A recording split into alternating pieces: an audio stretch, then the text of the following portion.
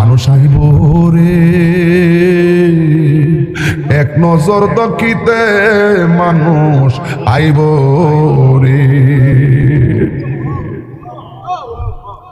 বিষয়টা দিয়েছেন খুব কঠিন।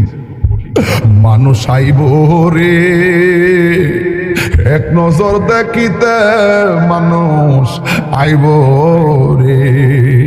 দেহ কাচার অচিন পাখি, দেহ কাচার অচিন পাখি উইরা যেদিন যাইব রে এক নজর দেখিতে মানুষ আইব রে। এ আমার যুবক,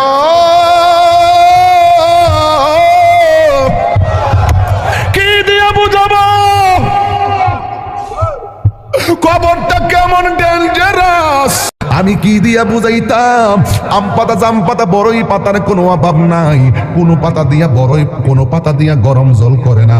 বড়ই পাতার পানি দিয়া কেন গরম জলটা করে?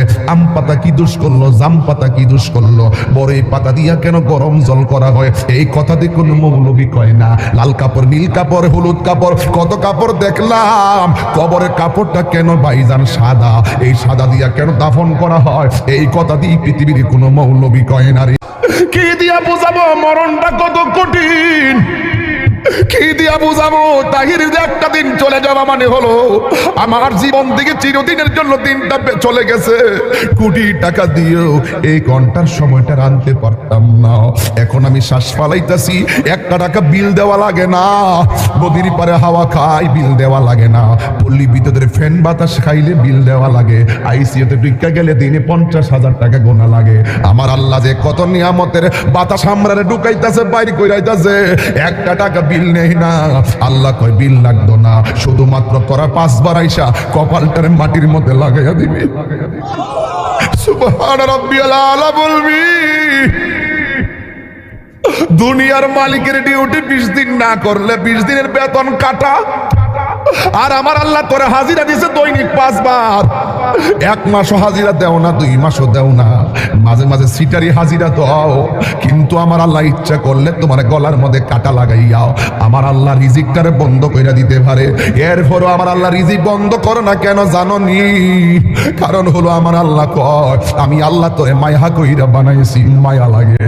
আপনি আল্লাহরে বলবেন আল্লাহ, আল্লাহ গো, আল্লাহ গো।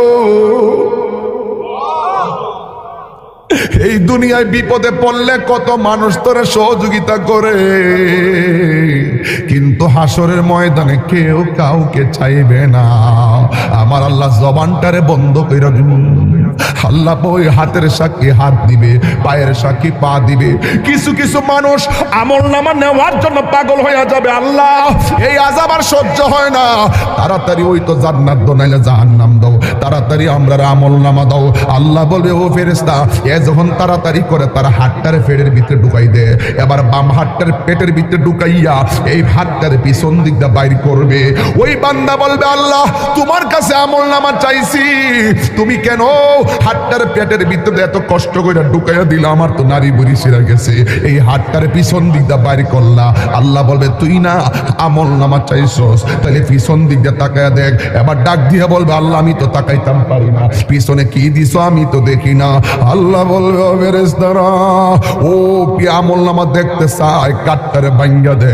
এবার গাটটা ভাঙ্গা পিছন দিক দিয়ে ফিরাইয়া দিব, তাকাইয়া দেখবো তার হাতের মধ্যে জাহান্নামের টিকিট।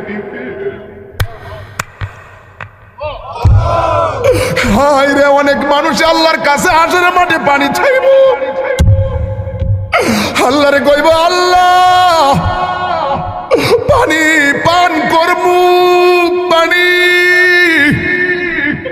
আল্লাহ বলবে নাফরমানদের জন্য জাহান্নামের নিচ থেকে পুষ তুল, পুষ তুইলা দে পানি পান করার জন্য। জাহান্নামের নিচ থেকে পুষ তুলে দেওয়া হবে। ওই পুষগুলো তারা খাইতে থাকবে, সাথে সাথে জিহ্বাটা গলে পড়ে যাবে। আবার খাবার চাইবে, জাক্কুম নামক ফল দেওয়া হবে, গলার মধ্যে যাইয়া আগুনের কুণ্ডলিপি হয়ে যাবে। এই জন্যই তো মানুষের চেহারা দিয়া কাউরে আল্লাহ দুজুকি দিবে না। এই জায়গার মধ্যে পশু পাখির চেহারা লাগাইয়া দুজুকি দিবে, কারণ এই চেহারাটা হলো আল্লাহর কুদরতি রহস্য। কথা বলেন ঠিক কিনা?